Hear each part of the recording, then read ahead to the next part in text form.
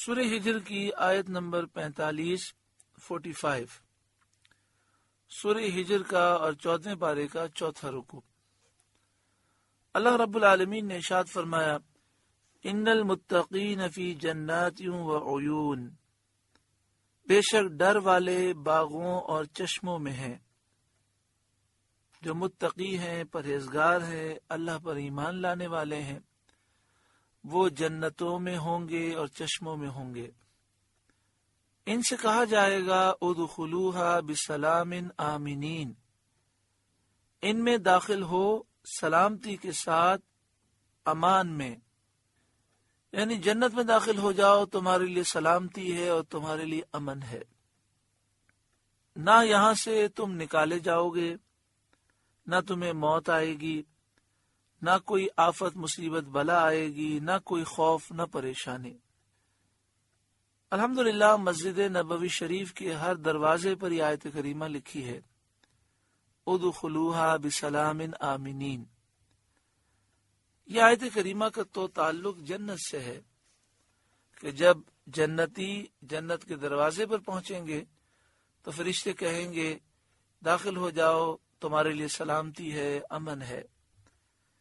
آج مسجد نبوی شریف کے دروازے پر یہ آیت کریمہ لکھی ہے، آپ چاہیں تو تصاویر میں دیکھ سکتے ہیں، ادخلوها بسلام آمنین، اس لیے کہ نبی اکرم صلی اللہ علیہ وآلہ وسلم نے مسجد نبوی شریف کے اس حصے کو جو ممبر رسول سے حجرہ رسول تک ہے صلی اللہ علیہ وآلہ وسلم، جسے روضہ کہتے ہیں، جسے ہمارے عرف میں ریاض الجنہ کہتے ہیں، اسے نبی اکرم صلی اللہ علیہ وآلہ وسلم نے جنت کا ٹکڑا ارشاد فرمایا۔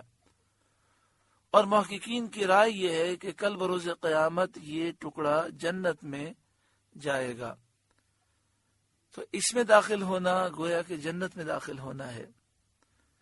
تو کتنی پیاری عبارت وہاں لکھی ہے۔ اللہ تعالیٰ بار بار ہمیں مدینہ شریف کی حاضری نصیب فرمائے، حضور کی سچی پکی محبت، غلامی اور وفاداری نصیب فرمائے، اور حضور کے صدقے میں جنت الفردوس میں اللہ تعالی ہمیں اپنے محبوب کا پڑوس عطا فرمائے۔ وَنَزَعْنَا مَا فِي صُدُورِهِم مِّن غِلٍّ إِخْوَانًا عَلَى سُرُرٍ مُتَقَابِلِينَ، اور ہم نے ان کے سینوں میں جو کچھ کینے تھے سب کھینچ لیے، آپس میں بھائی ہیں، تختوں پر آمنے سامنے بیٹھے۔ دیکھیں یہ تو جنت میں ہوگا، لیکن یہاں پر جو عربی ہے اس میں ماضی کا صیغہ ہے، تو مستقبل کے لیے جب ماضی کا صیغہ آتا ہے تو اس سے مراد ہے کہ ایسا یقیناً ہوگا، اور ہم ان کے سینوں سے تمام کینے کھینچ لیں گے، یا آپس میں بھائی بھائی ہوں گے، تختوں پر آمنے سامنے بیٹھے ہوں گے۔ یعنی دنیا میں جو ان کے دل کے اندر حسد، کینہ، بغض، عداوت اور جو بری خصلتیں پائی جاتی تھیں، جب یہ جنت میں جائیں گے تو ان کے سینے ان ساری بری خصلتوں سے پاک ہوں گے، ایک دوسرے کے ساتھ محبت کرنے والے ہوں گے۔ حضرت علی مرتضیٰ رضی اللہ تعالیٰ عنہ نے فرمایا کہ مجھے امید ہے کہ میں اور عثمان اور طلحہ اور زبیر رضی اللہ تعالی عنہم انہی میں سے ہیں، یعنی ہمارے سینوں سے اناد اور عداوت اور بغض و حسد نکال دیا گیا ہے، ہم آپس میں خالص محبت رکھنے والے ہیں۔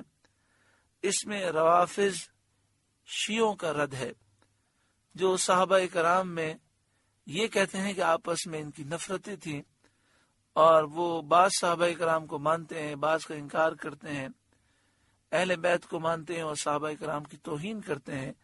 حضرت علی کے فرمان میں ان کا رد ہے، لا یمسہم فیہا نصب وما ہم منہا بمخرجین، نہ انہیں اس میں کچھ تکلیف پہنچے، نہ وہ اس میں سے نکالے جائیں، یعنی نہ انہیں کوئی تکلیف پہنچے گی اور نہ وہ اس سے جنت سے نکالے جائیں گے۔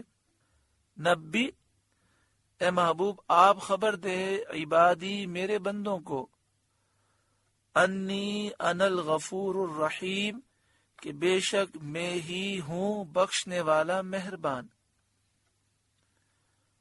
وَأَنَّ عَذَابِي هُوَ الْعَذَابُ الْأَلِيمُ، اور میرا ہی عذاب دردناک عذاب ہے۔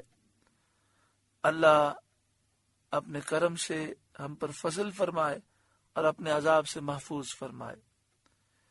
وَنَبِّئْهُمْ عَنْ ضَيْفِ إِبْرَاهِيمَ، اور انہیں احوال سناؤ ابراہیم کے مہمانوں کا۔ اے محبوب آپ انہیں خبر سنائیں ابراہیم کے مہمانوں کی، جنہیں اللہ تعالیٰ نے اس لیے بھیجا تھا کہ وہ حضرت ابراہیم علیہ السلام کو بیٹے کی بشارت دیں اور حضرت لوط علیہ السلام کی قوم کو ہلاک کریں۔ یہ مہمان حضرت جبریل تھے اور ان کے ساتھ کئی فرشتے تھے۔ اذ دخلوا علیہ فقالوا سلاما، جب وہ ابراہیم کے پاس آئے تو بولے سلام، یعنی فرشتوں نے حضرت ابراہیم علیہ السلام کو سلام کیا اور آپ کی تکریم، اکرام، تحیت اور تعظیم بجا لائے۔ حضرت ابراہیم علیہ السلام نے ان کے سلام کا جواب دیا۔ ان کے سامنے بھنا ہوا بچڑا کھانے کے لیے رکھ دیا، لیکن انہوں نے کھانے کے لیے ہاتھ نہ بڑھائے۔ قال، ابراہیم علیہ السلام نے فرمایا، انا منکم وجلون، ہمیں تم سے ڈر معلوم ہوتا ہے، اس لیے کہ تم بغیر اجازت کے آئے ہو، بے وقت آئے ہو اور تم نے کھانا بھی نہیں کھایا۔ قالو، وہ بولے، لا توجل، ڈریے نہیں، انا نبشرک بغلام علیم، ہم آپ کو ایک علم والے لڑکے کی بشارت دیتے ہیں، یعنی حضرت اسحاق علیہ السلام کی۔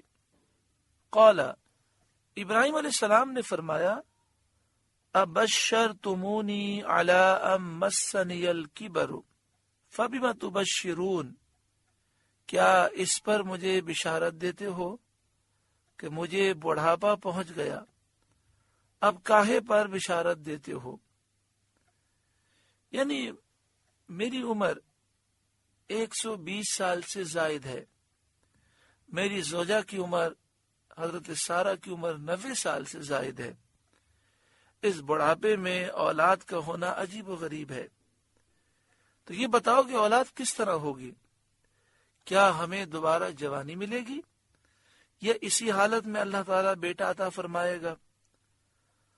قالو، فرشتے بولے، بشرناک بالحق، ہم نے آپ کو سچی بشارت دی ہے، اللہ تعالیٰ کا یہ فیصلہ ہے، اللہ کا یہ حکم ہے کہ آپ کے یہاں بیٹا ہوگا اور اس کی اولاد بکثرت ہوگی۔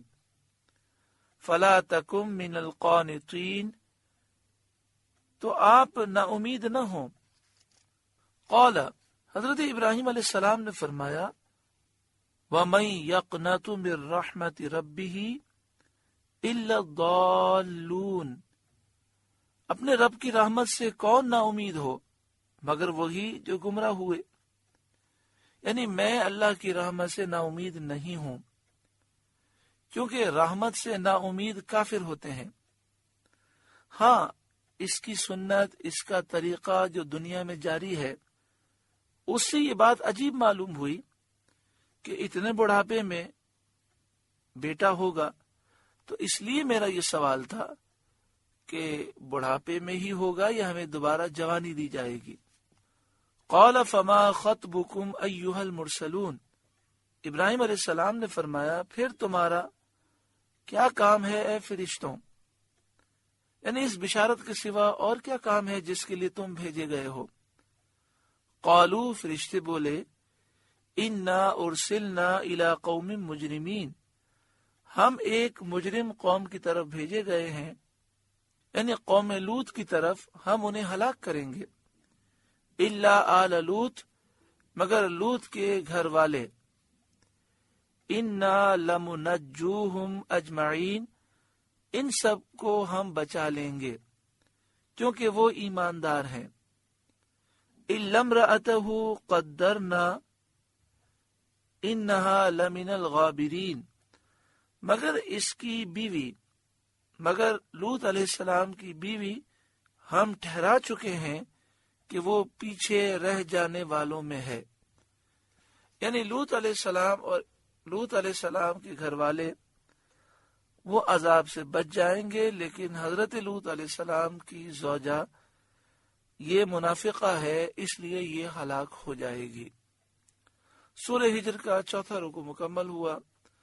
اللہ رب العالمین اس رکوع کے نور سے ہمارے قلوب کو روشن منور فرمائے، ہم سب پر اپنا فضل و کرم فرمائے، اور رب العالمین ہمیں ایک پاکیزہ زندگی گزارنے کی توفیق عطا فرمائے۔ آمین بجاہ سید المرسلین صلی اللہ علیہ وآلہ وسلم۔